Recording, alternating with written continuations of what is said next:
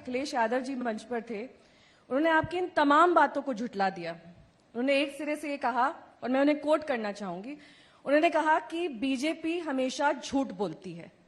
बेरोजगारी के मामले में उत्तर प्रदेश नंबर 1 है, कुपोषण के मामले में उत्तर प्रदेश नंबर 1 है, भूखमरी से मरने वाले मौत के आंकड़ों में उत्तर प्रदेश नंबर 1 है। आपकी सरकार ने एक भी बिजली का प्लांट नहीं लगाया। आपकी सरकार ने किसानों की कर्ज माफी नहीं की। आपने सिर्फ शिलान्यास अपने नाम किए हैं, अभी तक उद्घाटन नहीं कर पाए किसी भी चीजों का। 4.5 साल का वक्त था आपके पास, और खास तौर पे उन्होंने पूर्वांचल एक्सप्रेस वे का नाम लिया। उन्होंने कहा कि कुछ चीजों का क्रेडिट ये सिर्फ सरकार लेती है, शिलान्यास हमने किए, काम हमने किए, उद्घाटन करने योगी जी पहुंच गए। देखिए, वो सच बोल रहे हैं कि हमने कहा था कि रामलला हम आएंगे, मंदिर वहीं बनाएंगे, ये हम ही ने कहा था।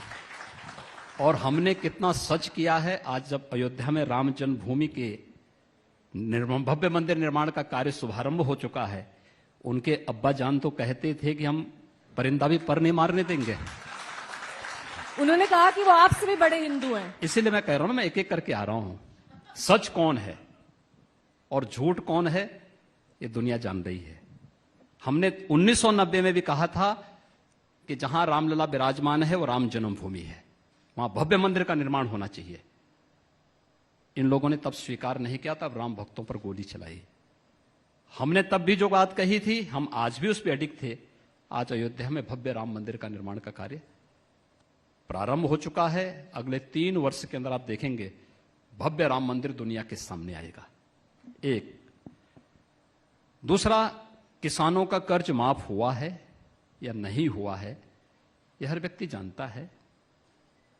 86 लाख किसानों का कर्ज माफी का कार्यक्रम, हो सकता है कि उनके माननीय सांसद और विधायकों को इतनी फुर्सत न मिली हो, लेकिन भारतीय जनता पार्टी का एक एक सांसद और विधायक अपने हाथों से वह सर्टिफिकेट एक एक तहसील और विकासखंड स्तर पर कैंप लगा करके वितरित किया है, और यह प्रदेश के अंदर हुआ है। पूर्वांचल एक्सप्रेसवे समाजवादी पार्टी के बेईमानी और भ्रष्टाचार का एक जीवंत स्मारक बनने जा रहा था। 340 किलोमीटर लंबा इस एक्सप्रेसवे के निर्माण के लिए जिन्होंने उस समय बिड्स जारी की थी, वह थी 15,000 करोड़ रुपए का। और जब ये हमारी सरकार आई तो मैंने इस बारे में पूछा कि भाई आखिर कार्य क्यों प्रारंभ नहीं हुआ है, क्योंकि मार्च में हम लोग आ गए थे 17 में।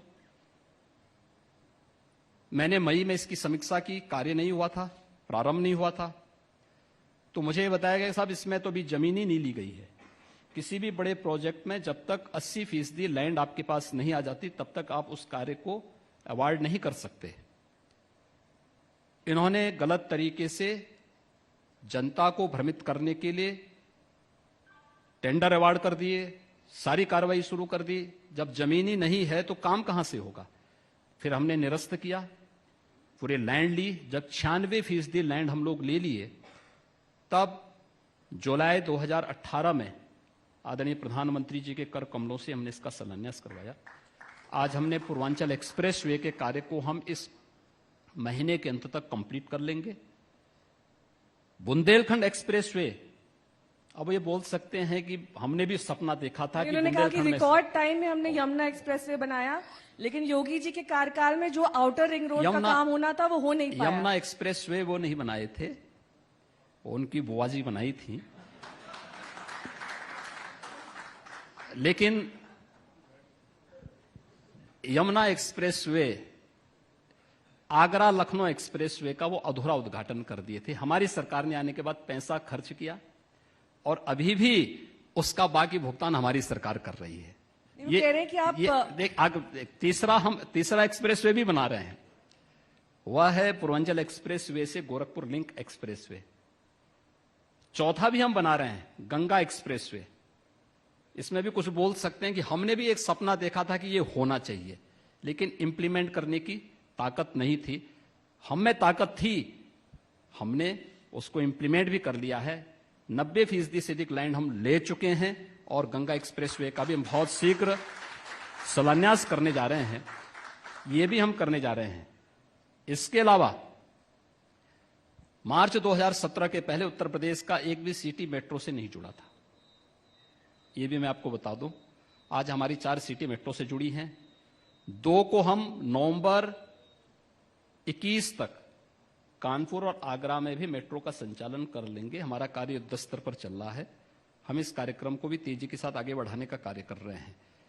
देश का पहला वाटरवे हल्दिया वाराणसी के बीच में हम चालू कर चुके हैं और कोरोना के दौरान हम लोगों ने तमाम प्रकार की अपने प्रदेश के किसानों के द्वारा उत्पादित सब्जियों को और फलों का हम लोगों ने यहां से एक्सपोर्ट भी किया है और भी अन्य कार्यों में हम उसका उपयोग कर रहे हैं।